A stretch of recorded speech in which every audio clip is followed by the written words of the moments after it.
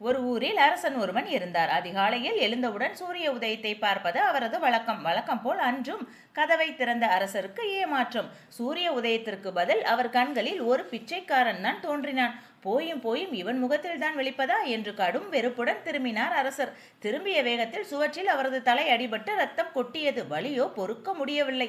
அத்துடன் கோபம் வேறு பொங்கியது. பிச்சைக்காரனை இழுத்து வருமாறு கட்டளையிட்டார். அரச சபை கூடியது. தனது காயத்துக்கு காரணமாக இருந்த அந்த பிச்சைக்காரனை தூக்கிலிடுமாறு தண்டனையும் கொடுத்தார். பிச்சைக்காரன் கலங்கவில்லை. கலகலவென சிரிக்கத் தொடங்கினான். சபையில் இருந்தவர்கள் திகைப்புடன் விழித்தனர். அரசனுக்கோ கோபம் கட்டுக்கடங்காமல் போய்விட்டது. பைத்தியக்காரனை எதற்காக சிரிக்கிறாய் என்று கேட்டார். அரசே, என் முகத்தில் விழித்ததால் உங்கள் தலையில் சிறு காயம் மட்டும்தான் ஏற்பட்டது. ஆனால் உங்கள் முகத்தில் நான் விழித்ததால் என் தலையே போக போகிறது. அதை நினைத்தேன், சிரித்தேன் என்றான். மன்னன் தலை தானாகவே கவிழ்ந்து விட்டது. தவறை உணர்ந்தவன் தண்டனையை ரத்து செய்து பிச்சைக்காரனை விடுவித்தான். இக்கதையின் மூலம் நாம் அறிவது என்ன? தைரியம் என்பது தன்னம்பிக்கையின் மறுபெயர். அது இல்லை என்றால் சமயத்தில் உயிரை கூட காப்பாற்றிக் கொள்ள முடியாமல் போய்விடும். இந்த கதை உங்களுக்கு பிடிச்சிருந்துச்சுன்னா please subscribe, like and share. Thank you.